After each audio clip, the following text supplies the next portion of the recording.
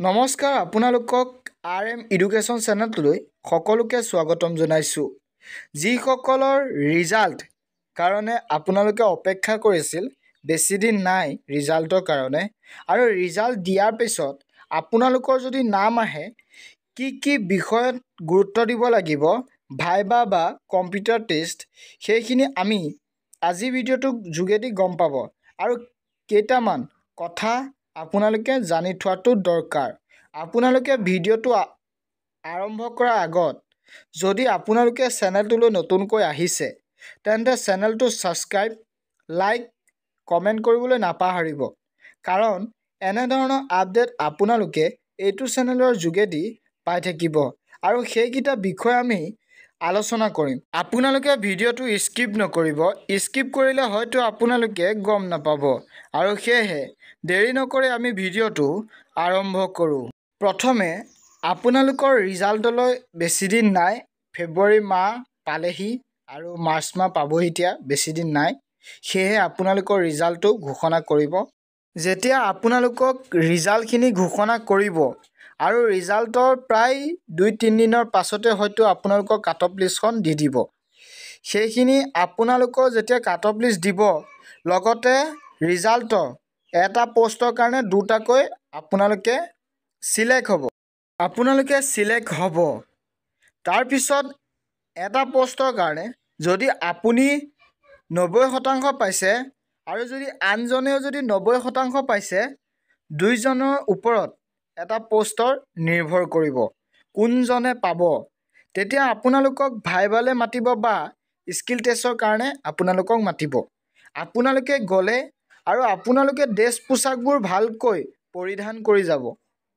আৰু তাৰপিছত যেতিয়া আপোনালোকে ইণ্টাৰভিউত ৰুমত সোমালে, তাৰপিছত আপোনালোকক হয়তো দুয়োজনকে প্ৰশ্ন সুধিব। আপোনালোকৰ ঘৰ ক'ত, আপোনালোকৰ পৰিয়ালৰ কথা সুধিব, হয়তো আপোনালোকৰ জিলাখনৰ বিষয়ে সুধিব। সেইখিনি বিষয়খিনি আপোনালোকক সুধিব। আৰু যদি আপুনি 90% ভিতৰত আপোনালোকে যদি এজনে যদি 15 নম্বৰ ভিতৰত 10 পালে আৰু আনজনে যদি 15 নম্বৰৰ ভিতৰত 9 পালে, তেন্তে আপোনালোকে চাকৰিটো নিৰ্ভৰ কৰিব সেই 10 পোৱাজনৰ। কাৰণ তেখেতে 9 পোৱাজনতকৈ 1 নম্বৰ বেছিকৈ পাই থৈছে। সেইকাৰণে তেখেতে সেই চাকৰিটো পাব। আৰু যিজনে 9 পাইছিল সেইজনে হয়তো চাকৰিটো নাপাবও পাৰে। কাৰণ দুয়োজনে কি কৰিছিল, 90%কে তেওঁলোকে পাছ কৰিছিল ৰিটেন টেষ্টত। তাৰপিছত আপোনালোকক ভাইবালৈ মাতিলে আৰু মতাৰ পিছত আপোনালোকে 10 নম্বৰ ইজনে পালে আৰু আনজনে পালে 9 নম্বৰ। যিজনে 1 নম্বৰ বেছি পোৱাৰ বাবে তেখেতে চাকৰিটো পাই গ'ল, আৰু যিজনে 1 নম্বৰ কম পোৱাৰ বাবে হয়তো তেখেতে চাকৰিটো নাপালে। এনেকুৱা ভিত্তিত চাকৰিবোৰ আপোনালোকক দিব। আৰু সেইকাৰণে আপোনালোকে এতিয়াৰ পৰা পূৰা প্ৰিপেৰেশ্যন কৰিব লাগিব ভাইবা আৰু স্কিল টেষ্টৰ কাৰণে। কাৰণ যদি আপোনালোকে প্ৰিপেৰেশ্যন নকৰে, 1 নম্বৰ বা 2 নম্বৰৰ কাৰণে আপোনালোকে হয়তো থাকি যাব পাৰে। সেইকাৰণে আপোনালোকে এতিয়াৰ পৰাই কষ্ট কৰিব লাগিব ভাইবা টেষ্টৰ কাৰণে আৰু স্কিল টেষ্টৰ কাৰণে। যদি আপোনালোকে জেনেৰেল বা OBCয়ে হওক বা MOBCয়ে হওক বা SC ST, সেইখিনি যিসকলে কাষ্টৰ ওপৰতো নিৰ্ভৰ কৰিব। উদাহৰণস্বৰূপে আমি ধৰি ল'ব পাৰোঁ, যদি SC কাষ্টৰ যদি পোষ্ট 10টা আছে, হয়তো আপোনালোকক পোষ্টৰ প্ৰায় 20টা কেণ্ডিডেট ৰখাব। এটা পোষ্টৰ প্ৰতি 2জন থাকিব। তেনেকুৱা ধৰণৰকৈ আপোনালোকক চাকৰিটো পতা হয়। আৰু সেইকাৰণে আপোনালোকে প্ৰিপেৰেশ্যন কৰিব লাগিব। এনেকুৱা ধৰণে হ'ব।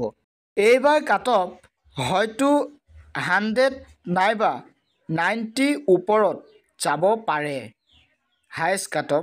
ADRE গ্ৰেড 4 আৰু ADRE গ্ৰেড 3 হয়তো হায়েষ্ট কাট অফ 120 বা 125 তেনেকুৱালৈকে যাব পাৰে highest cut off. ADRE grade 4 হওক বা গ্ৰেড 3 হওক, তেওঁলোকৰ ভাইবা টেষ্টৰ কাৰণে বা স্কিল টেষ্টৰ কাৰণে আপোনালোকক ভিডিঅ' এটা বনাই দিম, আপোনালোকে ভিডিঅ'টো চাবলৈ নাপাহৰিব। আৰু আজিৰ ভিডিঅ'টো ইমানতে সমাপ্ত কৰিলোঁ। কেনে পালে? যদি ভাল লাগিছে চেনেলটো ছাবস্ক্ৰাইব, লাইক, শ্বেয়াৰ কৰিবলৈ নাপাহৰিব যিমান পাৰে বন্ধু বান্ধৱীসকলক। আৰু সকলোকে ভিডিঅ'টো চোৱাৰ বাবে ধন্যবাদ জনালোঁ।